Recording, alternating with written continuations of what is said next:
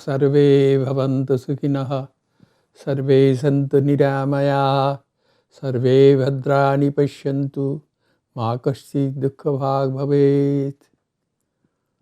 Om Shanti Shanti Shanti. Hari Om Tat Sat. May all be happy. May no one suffer from any illness. May all see what is good. May no one be subject to misery. While giving this talk, I recall my visit to a very famous high school in India, which is run by our order. That is the Mysore Sri Ramakrishna Shala, that is in the city of Mysore. It was many years ago when I was in India. I had to visit that school. And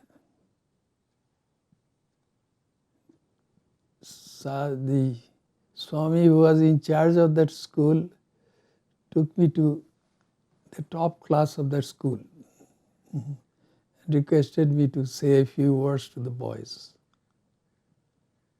Then I asked one boy, "Do you have a friend here?" The boy said, "Yes." I said, "Is he a good friend?" He said, "Yes." I said, "How do you know that he is a good friend?" The boy did not know any answer. We use many words without really understanding the meaning of those words. So, the boy didn't know who was a good friend. But a good friend is he or she who willingly and lovingly makes self-sacrifice for you. Willingly and lovingly makes self-sacrifice for you, not grudgingly.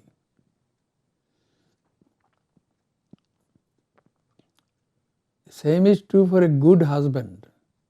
A good husband is he who makes willing and loving self-sacrifice for his wife. So also is a good wife. A good wife is she who willingly and lovingly makes self-sacrifice for her husband. Who is a good parent? A good parent is he or she who willingly and lovingly makes self-sacrifice for the children. This is how it is. So goodness is unselfishness then. In the West, such as in America or Canada, in some homes you can see the framed writing, "God is good." God is good. That means God is willing to make self-sacrifice. Is that the meaning? Well, it is not always understood what is meant by God is good. There was one great Swami of our order. His name was Swami Vivekananda. He is well known in India. So many streets have been named after him. Statues have been built of him. Even in the city of New York, they have a small lane named after him. In 1893, he came to America to attend the Parliament of Religions and became very famous as an orator. So,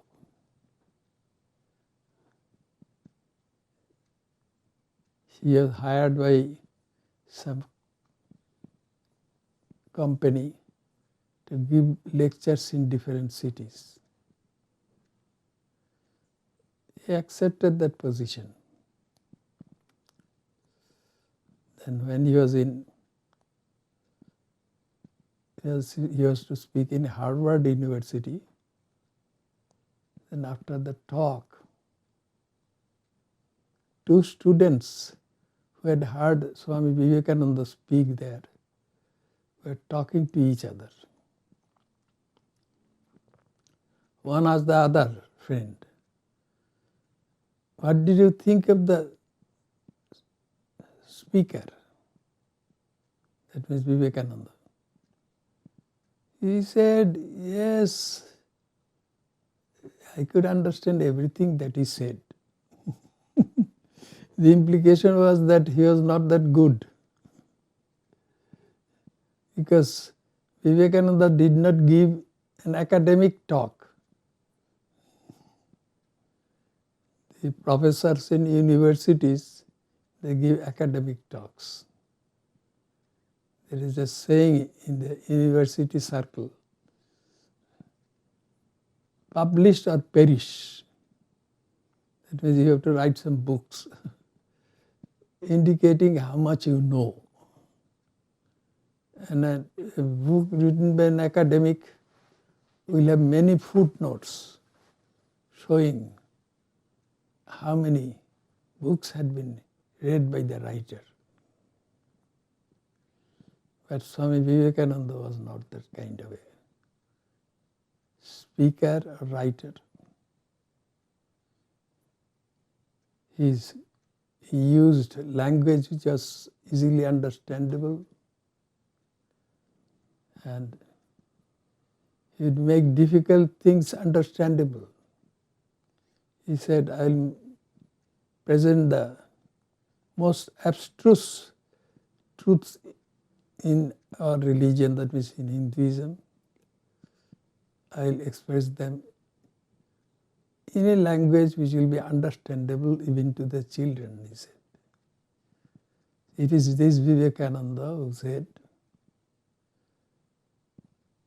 "Unselfishness is God."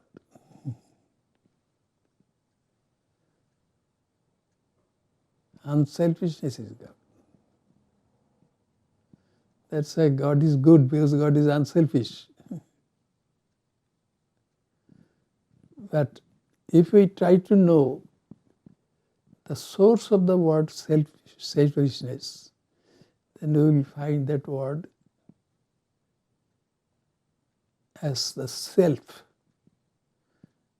What is the self? Self is no other than the ego. It is a thought of our conscious minds.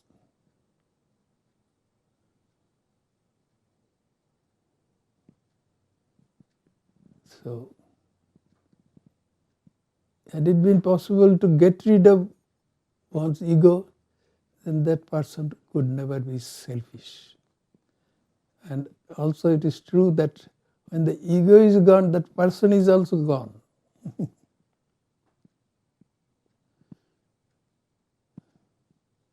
We are like so many waves in an ocean, and each form of the wave is the ego. If the egos disappear, then no waves remain. Only the ocean remains.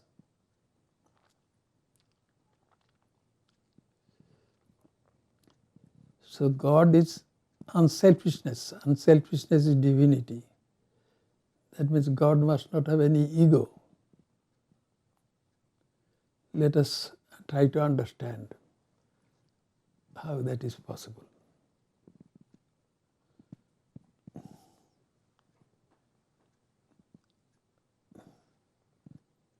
In our philosophies, there is an expression, drik drishya viveka. The seer and the object seen, they are separate from each other. Yes, that is a good analogy. But I have changed that, Drigdishya Viveka, and I have made it, the owner and the object owned cannot be the same.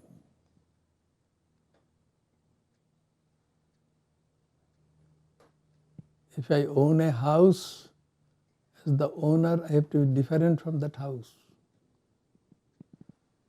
As I own my body, as the owner of my body, I am different from my body. So I am not my body. The same is true for my 5 sense organs. The organ of sight, the organ of hearing, organ of smell, organ of taste, and organ of touch. These are 5 sense organs. I own them all. Therefore, as the owner, I have to be different from them. The same is true for my motor organs. Vak, Pani, Pada, Payu, Upastha. The organ of speech, the organ with the help of which I grab things with my hands. Then the organ which helps me to move around, that means my feet. These are the organs. And the organ with the help of which my body eliminates digested food, that means the anus. And also that organ which helps to reproduce children. These organs are motor organs. There are 5 sense organs, 5 motor organs. And an inner organ which is the mind. In Sanskrit it is called antarindriya. What about the mind? Am I not the owner of my mind? Yes, I am the owner of my mind. Says the owner and the object owned cannot be the same. So I have to be different from your mind, from my mind.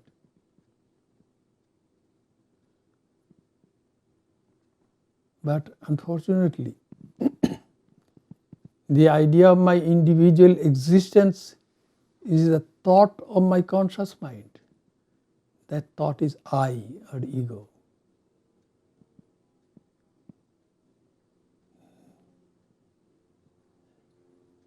If I can get rid of that, then I know who I am as the owner. Our scriptures say that it is divinity, that's our nature. We are not our sense organs or motor organs or even internal organs, which is the mind. It is also called mind-body complex. We are not the mind-body complex. Then what are we? We are divinity itself.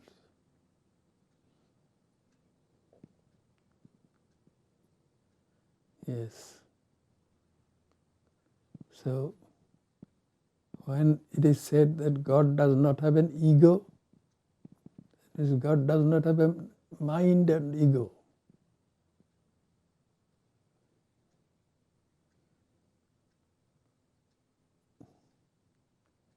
And God is beyond ego.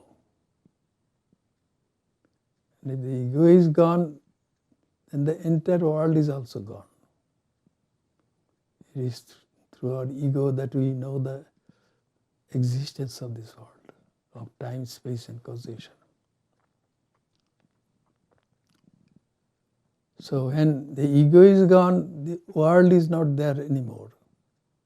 And we don't exist as John, Henry, Peter.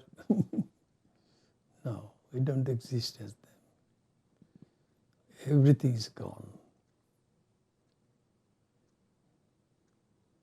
what we become cannot be described through words.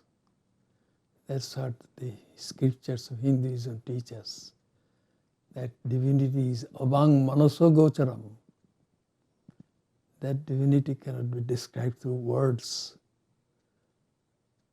and cannot be comprehended by this mind, which is associated with the ego.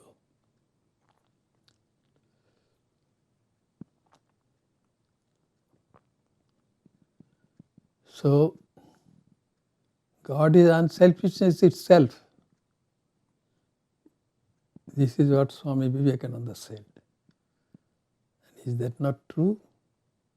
Yes, it seems to be quite true. God does not have an ego. And God, or Brahman it is called in Hinduism, that means Brahman means greater than the greatest, larger than the largest. Why? Because God does not belong to this world of time, space and causation.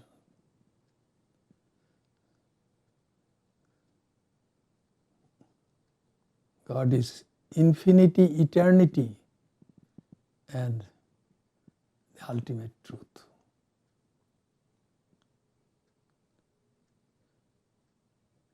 These are some, not definitions of God, but attempts at defining God. We cannot really define God. That's what we all are. There are some sentences in the scriptures of Hinduism. They are called great sentences. If these sentences are saved and the rest of the scriptures be lost, still Hinduism will survive. And what are those great sentences? They all tell us about the divinity of everything and every being. Aham Brahmasmi, I am divinity, Brahman. Tattvamasi, you are Brahman. Sarvam Khalidam Brahma, everything is divinity. These are three of those great sentences. I am Atma Brahma. That's what we consider as our soul. That is also divinity.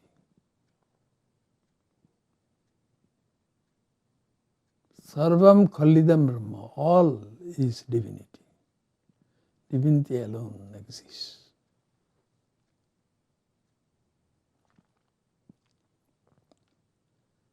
This idea is present in Christianity also. Jesus gave many teachings. The highest teaching that he has given is, be ye perfect as the Father in heaven is perfect. That means, know that you are divinity.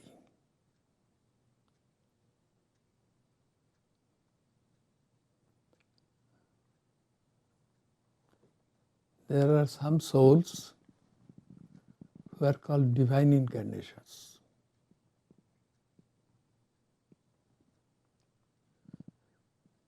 And their divinity in the form of humanity. As I have often said, we are like so many light bulbs. The light is divinity.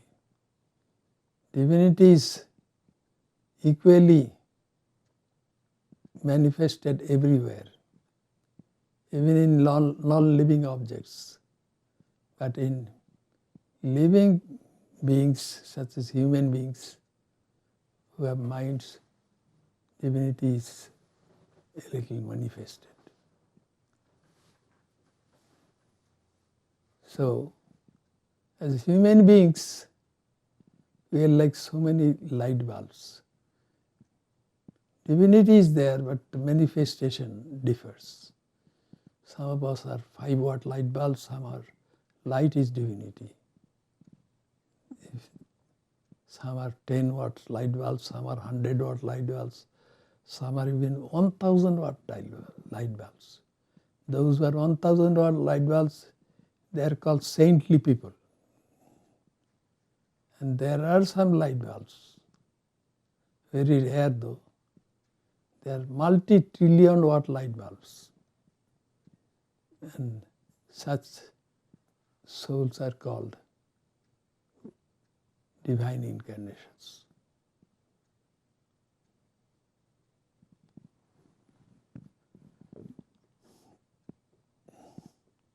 Krishna, Rama, they are considered divine incarnations. And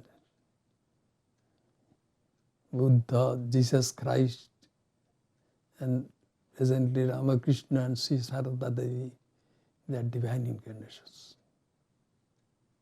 The divine incarnations have certain characteristics. They don't have any false ego.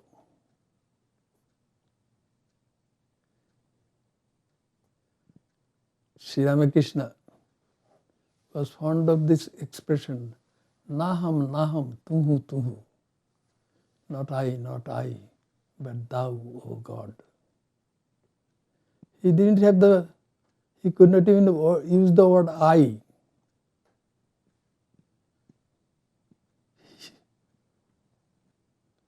When he had to express something, he would replace that I with the pronoun this.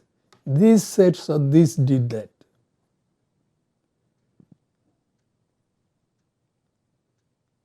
As divinity, he was not his body. And that idea was always prominent in his mind, apparently, from our point of view.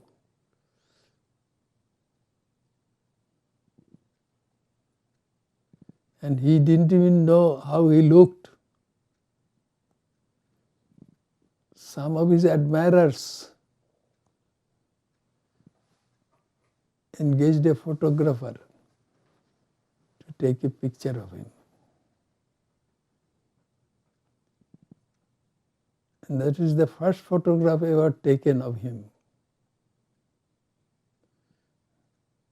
And behind me, that picture of Sri Ramakrishna you are seeing, that was the picture which was taken. He was seated there and he entered into that state which is called Nirvikalpa Samadhi. That means at that time he was one with divinity.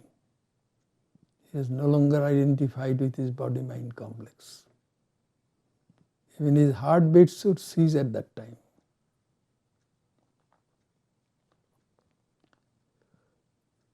Then again he would become aware of this world. Then his heart would start beating. His heart would start beating. Nirvikalpa. So his picture was taken when he was in Samadhi. And a copy of that was given to the Sri Sarada Devi. Sri Sarada Devi was spiritually married to Ramakrishna, but both of them were divine incarnations.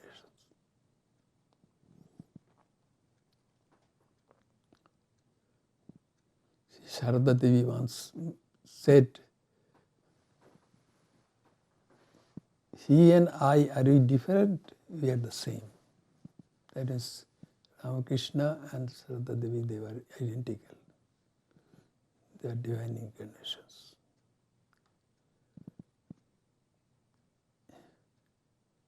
So this picture of Sri Ramakrishna when he was in Nirvikalpa Samadhi was taken by the photographer. And those who appointed this photographer to take the pictures, they got copies. And one copy was given to Sri Sarada Devi by one of the close followers of Swami Sri Ramakrishna. And Sri Ramakrishna was alive at that time, and he saw that picture. And he put a flower in front of that picture, as though he is worshipping that picture. See, Sharada Devi thought, it is a bad omen, most probably he would depart from this world, that's why he is doing that. As Sri Ramakrishna said, whose picture is this? It looks like this is the picture of a great yogi, without even knowing that it was his picture, photograph. Photography was not at all common in those days.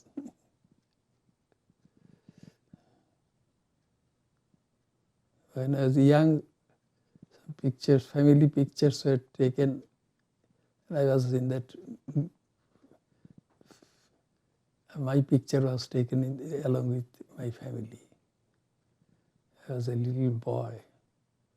And we had to go to a photography shop, and the photographer took the picture.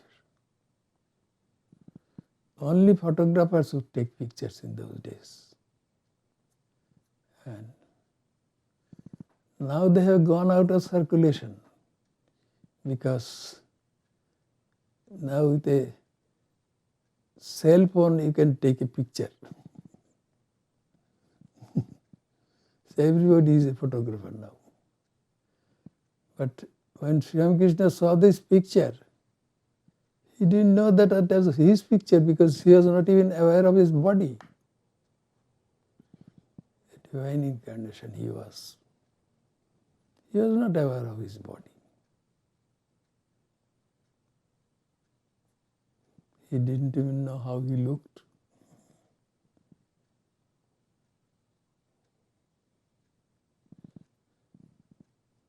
And in his life we can see that.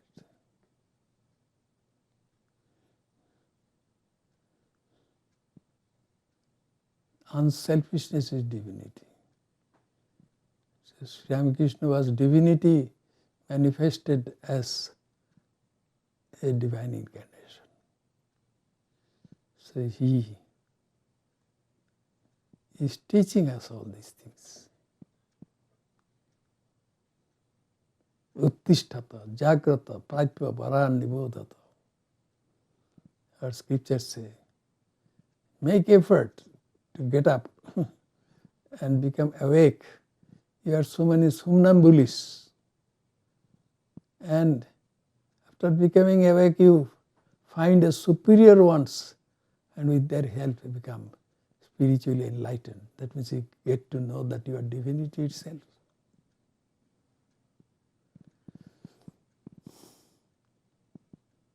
So, who are the superior ones? The divine incarnations. Those are multi-trillion watt light bulbs. They come to teach us. And that's how, with their help, we can get out of this illusion that we are human beings, we are living in this world of time, space and causation.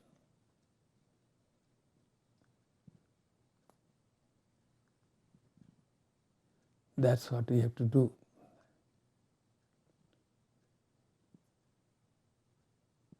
Sri Ramakrishna worshipped his own picture.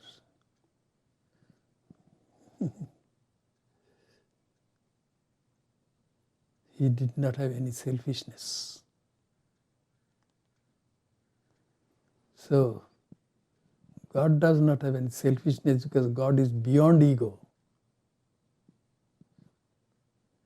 As I was saying, the owner and the object owned cannot be the same. So I cannot be my body because I am the owner of this body. I cannot be my sense organs. I cannot be my motor organs. I cannot be my mind also. So I cannot be my ego. I am beyond that. Beyond the ego, there exists only divinity.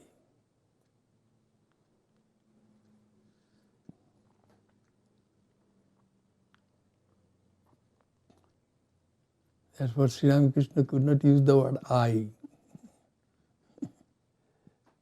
even though he had taken on a human body for our sake, to teach us how to get out of this world of time, space and causation and know that we are divine. He could not use the word I.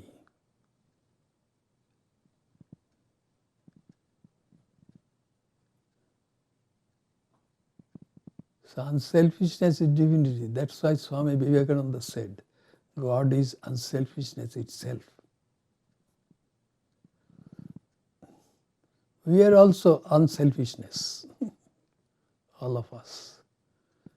And beyond time, space and causation, the word we is meaningless. There is only one without a second which exists. That one without a second, we try to call it divinity. It is beyond name and form.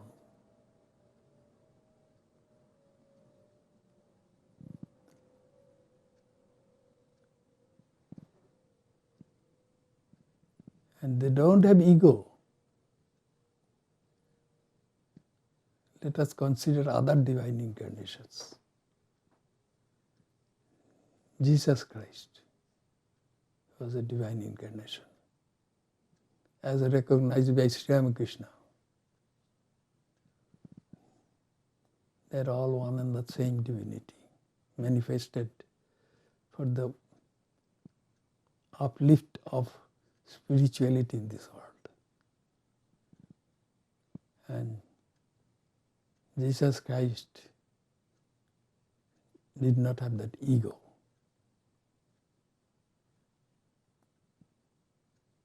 According to the Bible, a person who was born blind was brought to him by some of his followers. They asked Jesus Christ, why is this person blind, born blind? Is it due to his own defect, mistakes, due to his own sins, or due to the sins of his parents? At that time, Judaism believed in reincarnation. And Jesus Christ did not give any reply. He touched the two eyes of that blind person, and that person regained eyesight, gained eyesight. Many considered this as a miracle. But Jesus said to those companions, he said, his blindness was there to prove the power of God. It is God's power which cured the blindness of that person, not the power of Jesus. They never had any ego, completely egoless. That is the sign of divinity. Sri Ramakrishna was that way. He had humility that we cannot even measure. Once another religious leader, his name was Keshav Chandra Sen. He was the leader of a reformist Hindu group called the Brahmo Samaj, the Society of Brahmos. But he somehow became attracted to Ramakrishna. And one day he came with, and he was very renowned as a speaker and as a religious leader. He had many followers. One day he came to Ramakrishna with some of his followers and said to him, pointing to his followers, Keshav Chandra Sen said, they say I am Jesus Christ, reincarnated. Then who are you? Are you John the Baptist? It was John the Baptist who baptized Jesus Christ. That's why he said that. And Sri Ramakrishna said, no, I am the dust of your feet. That is, I am nothing. Such is the humility of these great souls who are divinity in human form. And we all are divinity. To remind that, as I am a monk of the Ramakrishna Order, some elderly monk, what he said to a new young man who had newly joined the Ramakrishna Order, that I have to tell you. That elderly monk asked that young man, do you know the name of the order, monastic order that you have joined? And the monastic order in India is called Ramakrishna Mission. And the young man said, yes, I know. The name is Ramakrishna Mission. Ramakrishna Mission? The elderly monk said, no, it is Ramakrishna machine. What kind of machine? The ego-crushing machine. If you are here, then eventually your ego will be lost. And you will get to know what you really are. You are divinity itself. Divinity is beyond ego. Divinity is unselfishness. That's what that elderly monk tried to teach. And when I was a young monk, just newly joined, then I was sent by the Swami who was in charge of the center which I had joined, to see a very senior, highly respected monk of our order. His name was, a saintly monk he was, Swami Bhaskarananda. So I, with another young novitiate monk, were sent to see that monk, who lived several hundred miles away from the center which I had joined.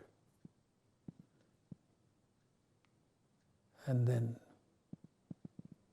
we went there. That where the monk lived was, the name of that place was Sargachi, a village, and it is in Bengal. And when we went there, we saluted him. Then with great love and affection, he started talking to us. He asked me, do I know where you are born? Usually monks are not supposed to talk about those things. That's why I was hesitating. Then Swami Bhaskarananda said, you can tell me, I am an elderly monk, there is no harm in it. So I told the name of that city where I was born. Then he said, how old were you? He asked me, how old were you when you were born? I said, I don't think I was any larger than any average size baby. Then he put his two hands like that up, and he showed. So you are as large as this only. You are a very little baby. Then why do you say that you are born in that city? The city was Shillong. That is a much larger place. It looks like there is something inside you which wants to expand. That's Swami Bhaskarananda said. Something inside me means what? My ego. It wanted to expand. That's why it was not. That's why you are not satisfied. So you say, I was born in Shillong. Then he will say, I am born in India, which is a much, much larger place. You are expanding your ego to include that large place. But don't stop there. He told me, we are monks of the Ramakrishna Order. Remember that. We should expand our ego, and then the entire world will be within us. That means we should expand and expand. If the ego goes on expanding, and eventually it becomes divinity. It loses all barriers.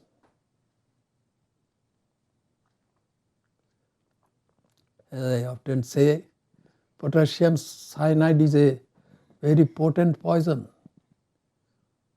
1 teaspoon will kill a man. 1 teaspoonful of potassium cyanide will kill a man. But if that man takes that potassium cyanide, 1 teaspoonful of potassium cyanide, to those great lakes, freshwater lakes of Canada, and dissolves that in those lakes, and then drinks water from that lake, nothing will happen to him, because the poison had become diluted almost infinitely, so it was no longer poison. So the ego, which can be expanded and expanded, and eventually it will become infinity. That infinity is divinity, and that is unselfishness. We all are that divinity. We are beyond our ego. So the subject of my talk is unselfishness is divinity. Yes, unselfishness is divinity. The Holy Mother, Sri Sarada Devi, we call her Holy Mother. She is a divine incarnation. She gave her teachings. She said, consider this entire world as your own family. Entire world. Yes. That means expand your ego. Let it, then you will come to know that you are infinity itself. You are divinity, where there is no ego. So unselfishness is divinity. I think I have given my talk. I hope it was not a torture for all of you to listen to this talk. As in Brazil, I visited Brazil on invitation 7 times. Then I learned a few Portuguese words. Tortura. Tortura means torture. There some of them would say that some sermons given in churches are like tortura. Like torture. I hope my talk has not been a tortura to you all. And Sri Ramakrishna used to talk about God. Then along with him, there was a person called Hriday. He used to be with him. He said to him, why don't you? A close relative of him said, why do you go on telling the same thing over and over again? You have to change your speeches to make them more enjoyable. But Sri Ramakrishna would not do that. Simplicity, truthfulness, humility, these are the characteristics. Well, thank you for your patience.